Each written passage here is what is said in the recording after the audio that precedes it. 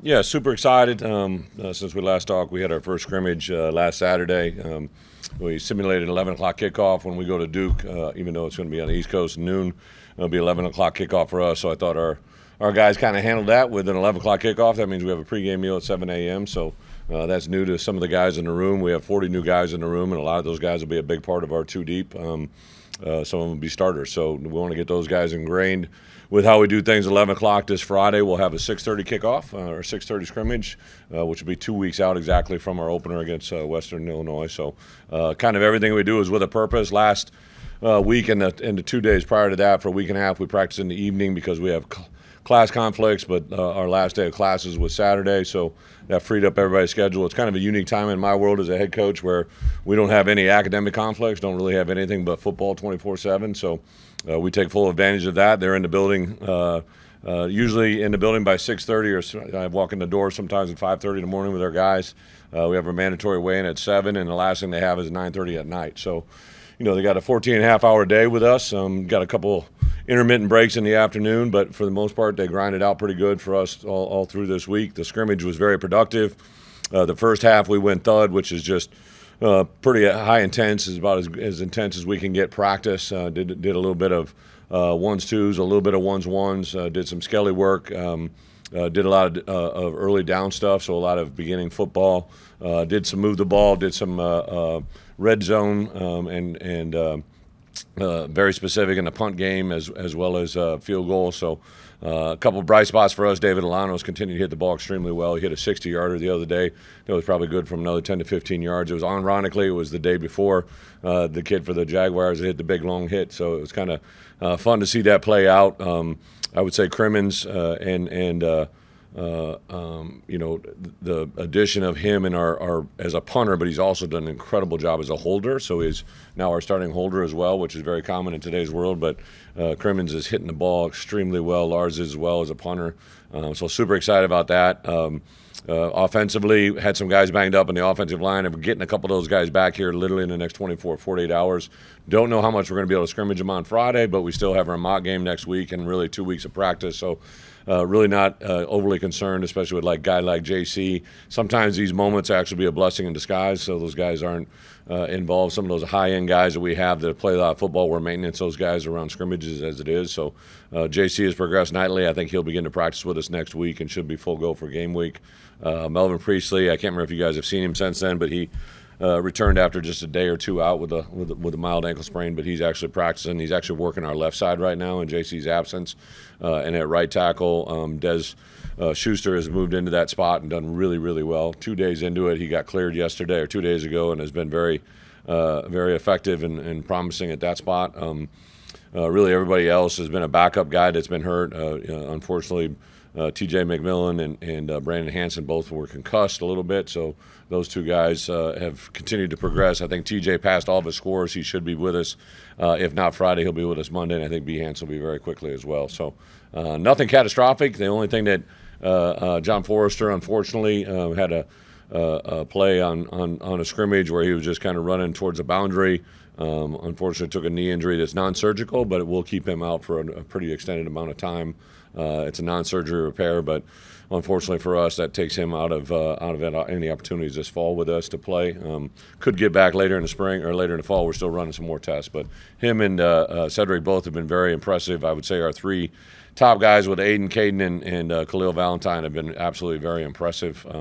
Super excited what they're bringing to the table. Luke has continued to be very impressive at quarterback, but I would say Ethan Hampton has truly been what we saw in the spring, if not even better. So super excited about him as we play. Our tight end room with Stoffel and Christian Abney. Those guys, new guys adding in there have really been a nice addition. Cole Rusk is back with us running full go, has made a couple really nice plays, and Tanner Arkin. So that room, and then Jordan Anderson's going to be a crossover guy. He's really done nice things in the tight end room, but also working in our RB room, so a little bit of crossover there for him.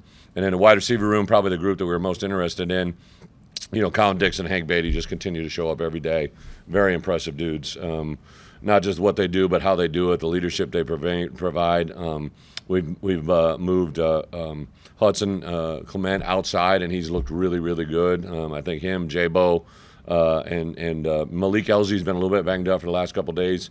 He had a hamstring that just a little soft tissue, not a bad pull, but he did miss the last 2 days. I think he'll be with us. He wanted to go today, but we didn't let him go. I think he'll be with us tomorrow and hopefully play Friday. So defensively, really haven't had anybody miss any time. We've maintenance a little bit. Matt Bailey landed on the scrimmage, or I guess it was the day before the scrimmage, and just had a slight muscle strain in his back. So nothing that shouldn't just be cured with about 4 or 5 days of rest. He's chomping at the bit. We're just making him sit out right now, but nothing of significance there.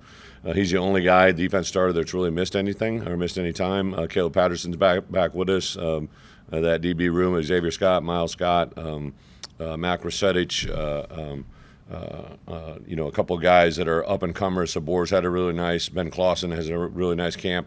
So I'm really excited. Torrey Cox has had a good camp. His younger brother Ty Cox has really had a good camp. Zanai Scott is playing a little boundary safety for us. I think he'll be a guy that could be in the mix for us, especially on special teams. So our inside linebacker room, Dylan Rosiak, a guy that continues to just be really impressive. It's fun to see him grow and see where he's at. I would also say that Malachi Hood and James Kreutz are playing as good a football as they've ever played for us. So excited about that. Luke Zardzin probably is our fourth or fifth guy, and then also Kanena Odalaga is playing as good a football since he has been here. So that room has been good. We moved Ish. There is one positional change. We moved Ish to the outside linebacker room, and it's been pretty impressive. Had a nice rush on the goal line out there today that is just an instinctive play that he made that is pretty impressive. So, Gabe and Alec and Leon Lowry and Daniel Brown, and now you throw Ish into that mix, and Mason Moragan just really couldn't be happier with the depth of that room and seeing where they're going. And then inside, James Thompson is probably our standout guy, without a doubt. Kurt Neal's had a really good camp in that other defensive end position between Pat Farrow, Tomey, and a couple other guys pushing that envelope. And then we've got a lot of guys battling out for some depth. So really, that's about it. I was super excited where they're at. And with that, I'll open up for questions. What have you seen out of Cole Rusk now that he's back, and how is he going to be able to help the offense? It's been super excited for Cole, righty guy that came in with high expectations, was really rolling, had a good spring for us, had a good fall, and then really just got himself, obviously because of the injury, just a lot of anticipation to get back out there in the spring. He was out there for a little bit and then got sidetracked a little. So we're super excited to get him into fall camp. I think his first catch was kind of one of those, okay, I'm back. Unfortunately, he came at an angle, a DB knocked the wind out of him, so it was kind of anticlimactic, but he got right back up in there today. Had a couple of really nice, really tight window traffic catches in the red zone. But he's a big, long athlete who the good thing in that room right now is it's the deepest room we've ever had, so I think competition is bringing the best out of everybody. Malik Elsey was obviously a heralded that he landed. What kind of development have you seen from him in his 2 years here? Yeah. On the field, and what do you think he can add here too? Well, I give a lot of credit to his relationship with his coach. I think him and Step have hit on a high level, and it's been fun to see him continue to grow. I think the part that Malik, when he walks in the room, you're going to be like, okay, there's a guy, right? And then he goes out and now he's playing like it. He took a play in an immediate zone play there that we kind of, shot fringe area, and he just took it and took authority towards the goal line. It was very impressive. Everybody kind of was like, ooh, right? And so I think we're ready to make a big jump. I know this hamstring's kind of making him mad a little bit, but on the same account, it's probably made him taste it even better, right? And see some of the other guys start to make plays. So super excited to see him get back out there. But, I think he could be a guy that could be poised to make a big jump. Talk so much about the wide receiver room. I know you mentioned a lot of guys, but what has stood out collectively about that room so far through? Colin Dixon, Hank Beatty, just continue to every day be very impressive dudes. You guys interview them, they don't talk a lot. They're just very functional, very direct in what they say and what they do. I have a feeling that Hank Beatty, obviously Colin has a couple years with us, but Hank Beatty, could be his final year, and he's just so much that he's been through. Last year at this time, he was coming off of a soft tissue, kind of a freak thing. He just got hit in a drill, and to come back into it, saw his dad and his sister in the stands after the scrimmage on Friday, and was just kind of really good to see everybody smile. I know he's a feel-good story. I think when the NFL teams come through, they're very impressed with what he does in a return game, and I'm kind of excited to show everybody what he does in a passing game, because he really isn't a guy that's had many opportunities at that, but I think he's going to take advantage of every opportunity. Big picture question. Coach Lenny talked about an identity for the offense last week. I'm curious, has your offensive philosophy evolved over the years, going back to your first few years as a head coach? Oh, for sure. Yeah, like I was over at Wisconsin. We had four linemen deep, and I remember I told a story to the other guys. Like I remember we flew to Hawaii. We had a center that we thought was pretty good. His name is Peter Collins. He actually had a blood issue, blood clot thing, and found out at 3 a.m. that he wasn't going to be able to play in the game the next day. And we called Travis Frederick at 5 a.m, who had at that point I believe he had started, but he wasn't a guy that was in our playing rotation.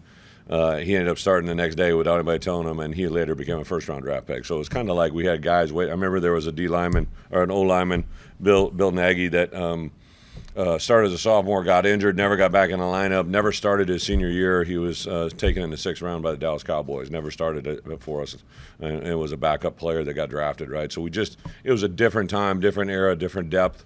And the way we played the game. Now, I think the strength, even though there was a practice where we had 7 O linemen out, we were still functional out there, which I think should tell you that we've probably got better depth than I've ever thought, right?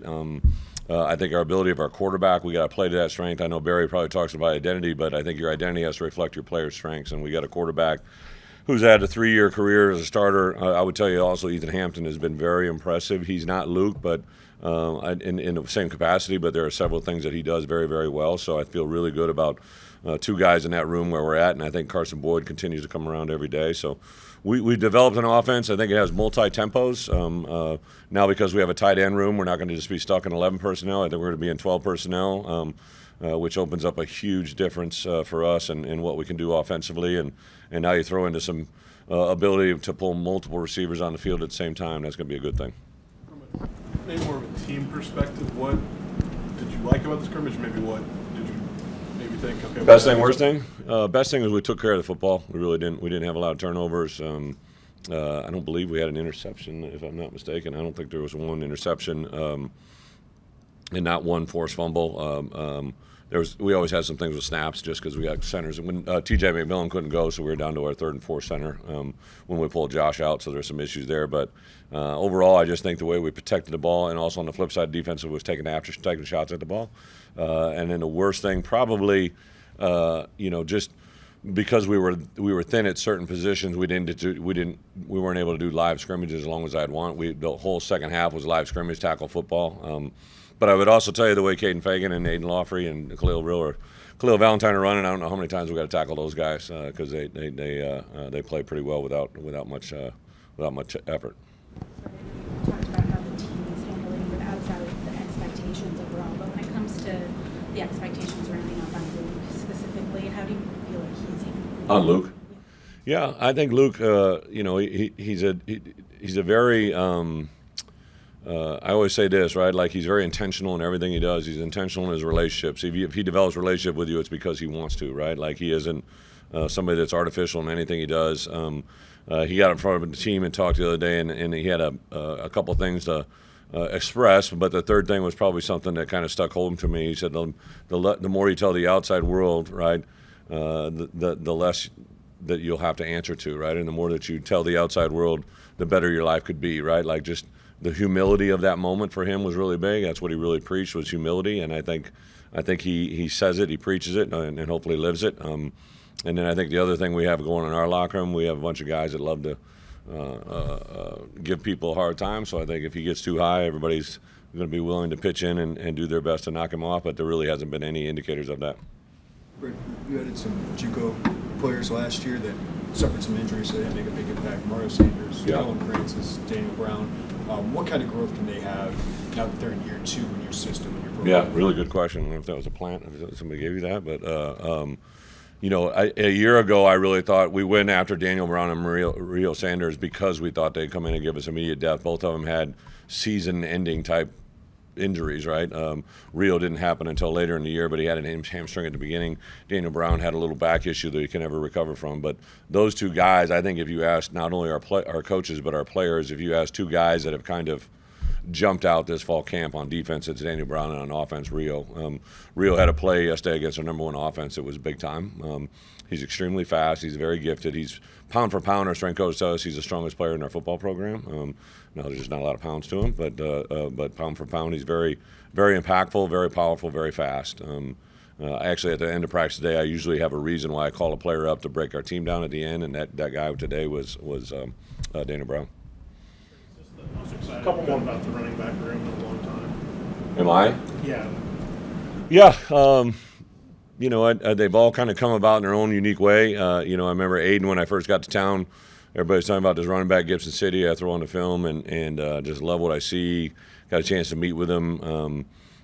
I remember sitting in my living room, and I thought he was going to commit to us, but I wasn't quite sure. It was down to us in Iowa, and he invited in the whole damn city of Gibson City. So I was kind of sitting there going, boy, this ain't going to be good for all these people in Illinois shirts if it goes the other way. But that moment, and then I distinctly remember the first time I met Caden Fagan.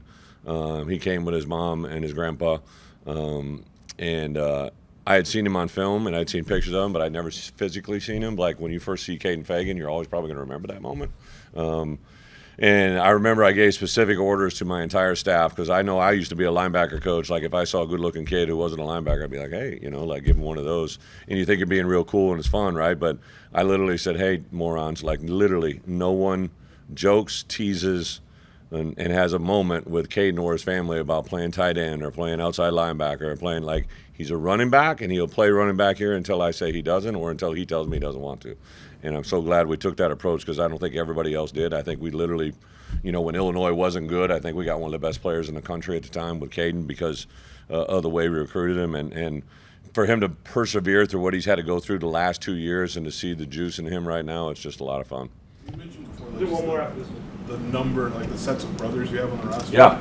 To have 5 is Yeah. kind of, that's a lot. Just what do you like about recruiting families, I guess? Yeah, good question, but I really just kind of timed out great, right? Like, first one, Josh Kreutz was signed before I ever became the head coach. He signed on a Wednesday, and then I distinctly remember Pat Hamilton bringing in James's film and knew that he was getting under-recruited, and I watched his film. I think we were on the road, a road game, and I got done watching about 20 plays, and I said, don't show this film to anybody else, right? Like, put this away. I said we're gonna offer him literally the night or two before signing date. So we kept it quiet. Nobody offered him, and then I remember calling Olin that night and saying, hey, where are you going to be about 6 o'clock? I want to call and offer your son a scholarship. And I remember that moment, right? So that built that first one as it played out. The next one that probably transpired was, I guess, Xavier. And Xavier was a guy that we recruited, and then all of a sudden his little brother Zanai, he's playing for my buddy. I know I've used that as a joke. My buddy Jack Daniels is his coach, right? And Jack's just like, hey, if you like Xavier, you're going to love Zanai, right? And it kind of played out. Hopefully, and thankfully got him. Torrey Cox, right, was kind of an unusual deal. He was at Ohio. He was in the portal. We were running out of scholarships back then, and we didn't know if we had one. We had one kind of pop up, and I said, hey, I just kind of want to take a swing at that Torrey Cox. He was on our radar, but we let him drift. So we brought him in, and obviously he played. And then about midway through the year last year, I just called his dad, and I said, hey, what's better than one T. Cox's two, right? And so we ordered and offered him up, and he came, and that's where we got him. And then I'm trying to think who the other two are. The Canopics, obviously we got Aiden. I was aware of his brother, and then he came in during the spring. I'd never met him, saw him, and then just, I think the element of, good news travels fast, and they saw a way his brother was developing and to see where it's at. And then Hudson Clement. Honestly, I went after Hudson, didn't even know Murph existed, and then I'm talking to the coaches and his high school coaches, and talking to his mom and dad, and Murphy was in the portal as well, and I looked, and there really wasn't a lot of film, but he's a Gatorade Player of the Year, wired just like him, and that's kind of what brought it all about. So I do believe in DNA. I know I was very similar to my brothers, as I've seen it. Like, it's not always going to be a case, right? But I go back to what you've learned in the past. I remember recruiting a guy named J.J. Watt, and then there was this guy named Derek Watt, and then there was this guy named T.J. Watt, and they all seemed to play pretty good, right? So I know the guy that first told me that was that dad, right? John Watt told me before any of them were even in high school, after J.J. was with me, he said, that one's going to do this and that one's going to do that. And to this day, like where we are right now today, right, like T.J. Watt is everything that John Watt told me he was going to be when he was like 10 years old. So I really believe dads have the ability to see what they know is going to come to life, and it's pretty cool to be a part of it.